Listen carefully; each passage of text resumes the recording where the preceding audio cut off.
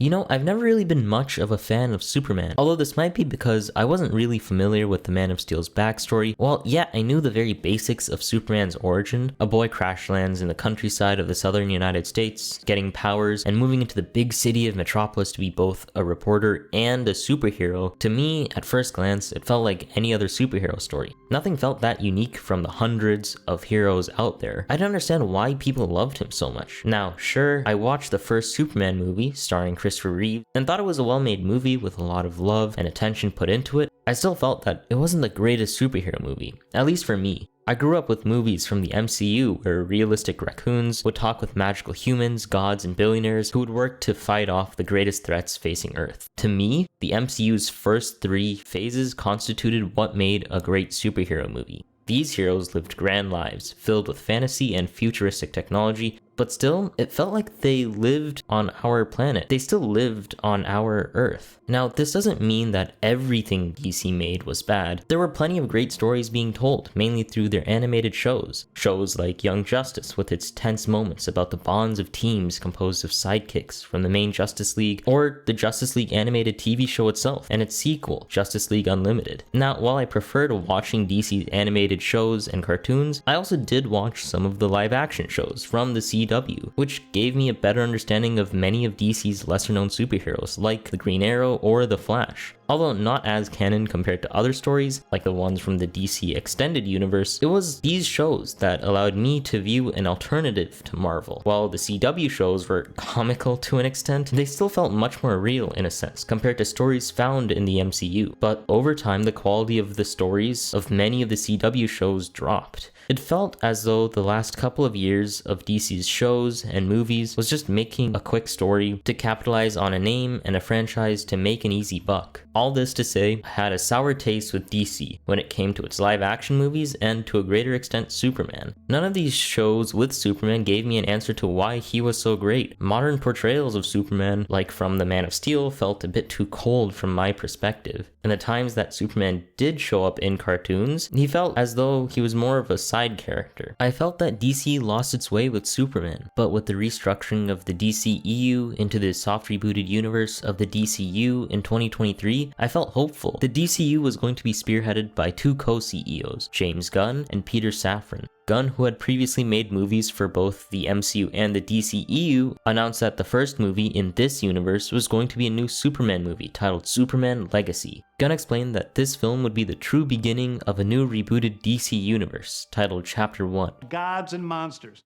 Almost immediately after getting hired to DC, he started working on the new Superman movie, mainly using the comic Superman All-Star as inspiration, along with some others like the original Fleischer Studios Superman animated shorts, the 90s Superman cartoon, among other comics. He also took some inspiration from the Silver Age of comics for the movie's aesthetic and imagery. Along with this, one other interesting inspiration that he took was from Godzilla Minus One, which can be seen in parts of the Kaiju's attack on Metropolis. Gunn also went against using the backbones of Man of Steel to develop a new movie. He wanted to explore a new storyline featuring a much younger Superman, but still, he didn't want to retell Superman's origin story. This meant that Man of Steel's Superman, Henry Cavill, wouldn't reprise his role. Instead, the new Superman would be held by David Cornsweet. Gunn wanted someone who would embody the kindness and warmth found at the core of Superman. Rachel Brosnahan would also join the movie as Lois Lane, with the antagonist of the movie, Lex Luthor, being played by Nicholas Hoult. Now let's see what makes this Superman special.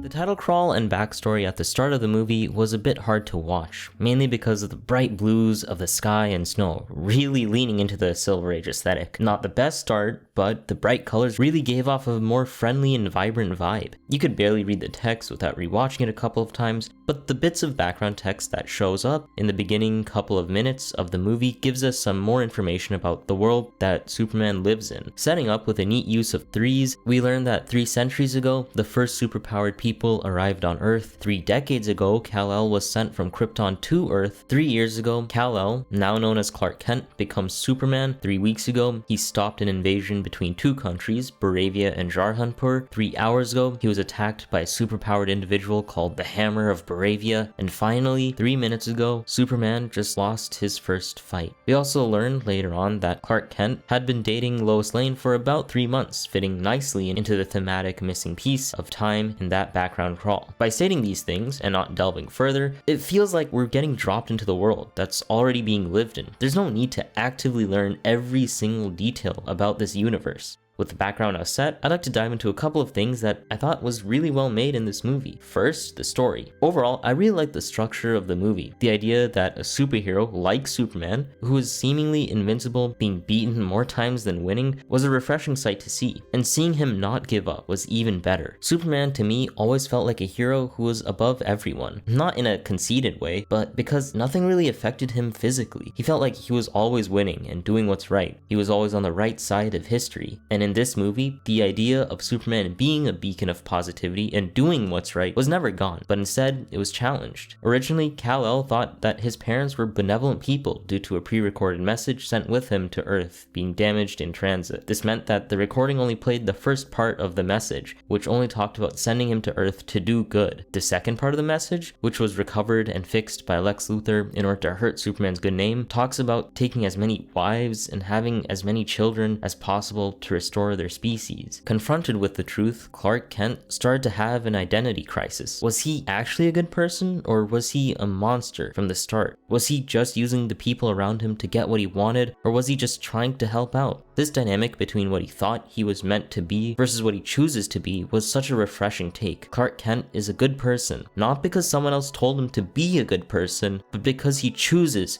to be a good person. Every day, stepping out and helping those in need. The conversation between Clark and his dad was filled with a lot of heart and warmth. We understand that while our parents can affect us, it's our choices that make us who we are. Your choices, Clark. Your actions.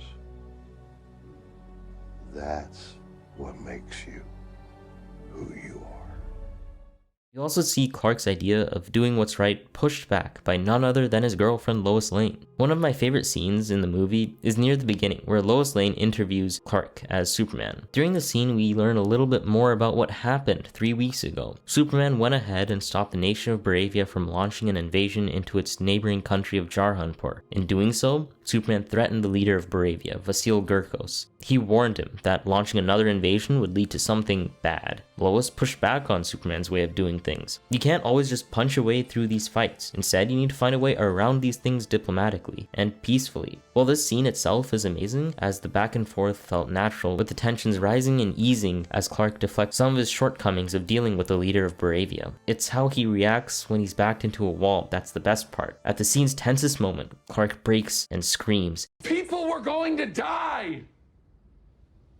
This is how Clark viewed the world, as simply black and white. People were going to die, and he had the chance to stop it, nothing more. But the world doesn't work that way, either in the story or in real life. To me, this scene set the stakes of the overall movie. When everything about Superman is black and white, and he can save people no matter what the crisis is, what happens when the events around him deny that? What happens when no matter what he can do, he can't save everyone? This is what happens near the end of the movie, so let's give a bit more context around what's happening at that point in the story. After the argument, a large kaiju attacks Metropolis, leading to Superman needing to save everyone who's in danger. Here we also get introduced to some of the other superheroes of the story, like the Justice Gang composed of Guy Gardner from the Green Lantern Corps, Hawkgirl, and Mr. Terrific. After the Justice Gang kills the kaiju against Superman's wishes, we learn the truth about the video recording that was sent from Krypton by Kal-El's parents. Lex Luthor found that message and was able to fix the entire recording, stating that Kal-El's parents wanted Superman to conquer Earth and repopulate his species. With the public now turned against him, Clark decides to turn himself in. The government in turn relegates his imprisonment to Lex Luthor, who placed Superman into a pocket dimension filled with prison cells. Those who've wronged Lex in any way was placed there as well, and now Superman was trapped here too. They also take the extra precaution against Superman's powers by locking in Metamorpho, a metahuman who can turn into any element. They force Metamorpho to turn into kryptonite by threatening to hurt his child. Superman is eventually able to save Metamorpho's kid, along with escaping with Lois and Mr. Terrific, who are trying to save him, but with the kryptonite poisoning eating away at him, Superman and Lois travel back to his parents' farm to rest. During his time resting at his parents' farm, Lex, working with Gurkos, decides to attack Jarhanpur for a second time. Superman tries to intervene when an unstable rift created by Lex's pocket dimension prison starts eating away at Metropolis. Superman now needs to be at two places at once. He decides to stop the rift at Metropolis, with the Justice Gang taking care of the invasion and stopping it in its tracks. This single scene is what stands out to me throughout this story. Originally, the Justice Gang is against stepping into politics, leaving the two nations to just deal with it. We see the Justice Gang watching the kids of Jarhanpur, holding on to the hope that Superman will come to rescue them. Specifically, one kid pulling a flag with Superman's symbol into the air as Baravia invades Jarhanpur. This scene slows down as the kids chant Superman's name, with everyone joining in and calling for him. That hope is what made the Justice Gang, along with Metamorpho, intervene in the invasion and stop it in its tracks. The movie ends with a much more hopeful outlook towards the future, and that hope from this movie reminded me of another hero from the comics, or more specifically from a manga, the symbol of peace, All Might, from My Hero Academia. This connection between one of my favorite characters and one of my favorite stories led me to understand why this version of Superman clicked for me in ways that the other appearances didn't.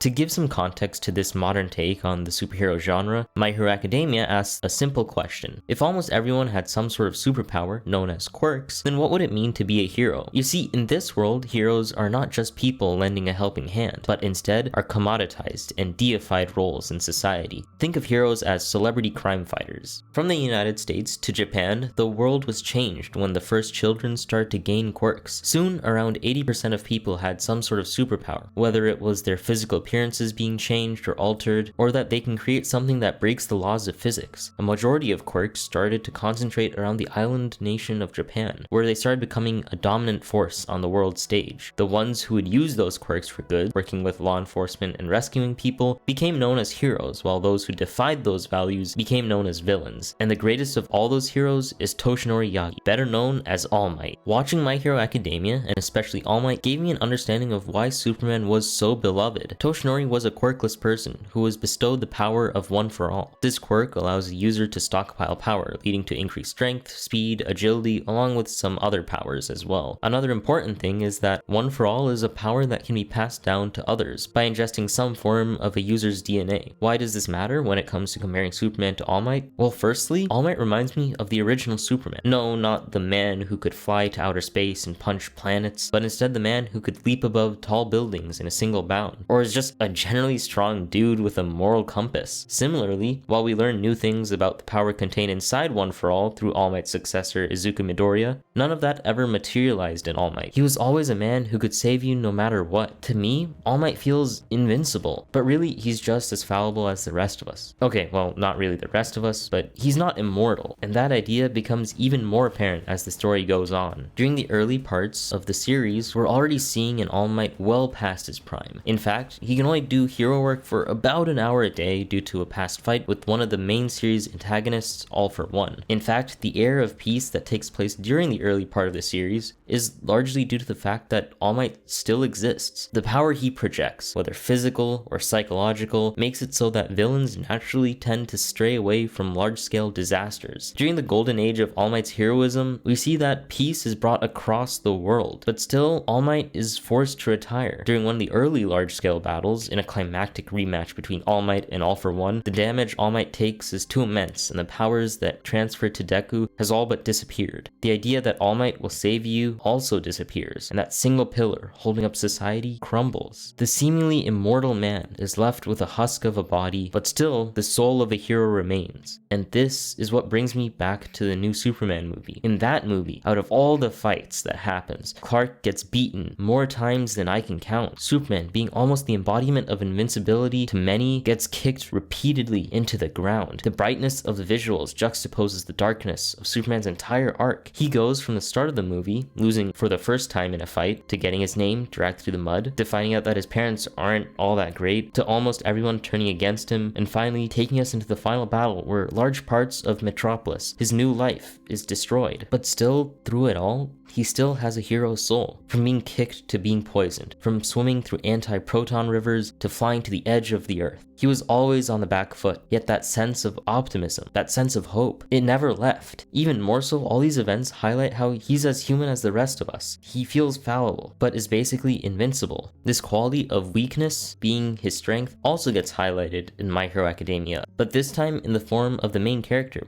Izuku Midoriya, whose hero name is Deku. You see, Deku is in many ways similar to All Might, a quirkless person who exemplified the qualities of being a hero time and time again, whether he had powers or not. No matter what happened to him, whether his bones broke due to taking on the power of All for One all at once, or the stress of carrying the weight of the world on his back, he still pushed through for a better tomorrow. But the great twist in My Hero Academia is that isn't the best way to be a hero. All Might's way of being a hero isn't the best way to create a safer world. If you're the only one holding up the world, what happens when you disappear? The whole world crumbles with it. That question is what is left when All Might retires. With the last embers of One for All extinguished in Toshinori's final battle with All for One as All Might, the symbol of peace effectively disappears. In order for the fire of peace to keep burning, you need others to carry on the same ideals and hope for a better future. That flame is carried by Deku. Originally, he had a mentality similar to All Might, where he wanted to carry the burden all on his own,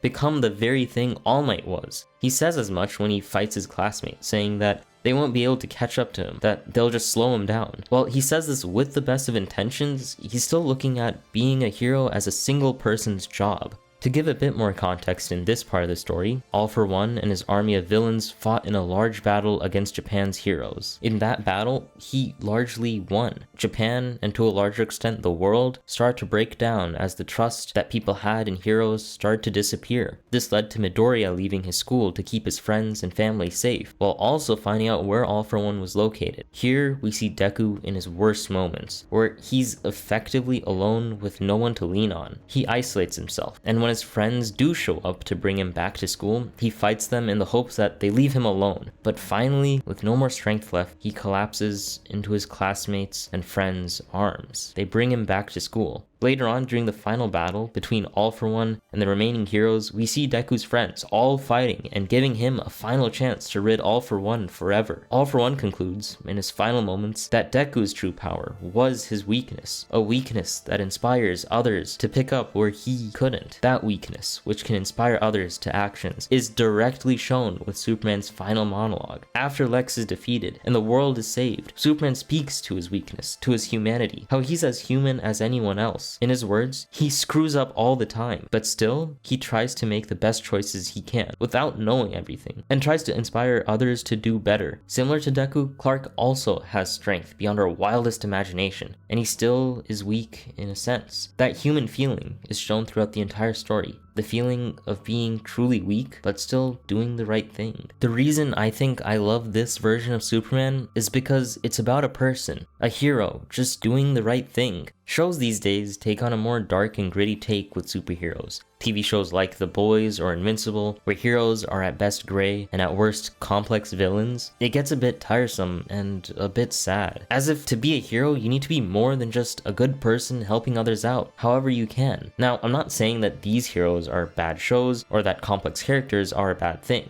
but sometimes it's nice to remember that there are people who do good just because it's the right thing to do. Heroes like All Might, like Deku, and this version of Superman reminds us of what people can do and push us towards a more hopeful future. These characters show immense warmth and are as pure as heroes can get. In the end, the best thing that you can take away from these shows and this movie is that the future of heroes is not built up of a single hero holding the world in place. A hero that is special and has powers beyond your wildest imagination? No. It's built up of groups of people doing the right thing, no matter what, together, lending a hand, no matter how small. That's what it means to be a true hero, a hero of hope. Thanks for watching.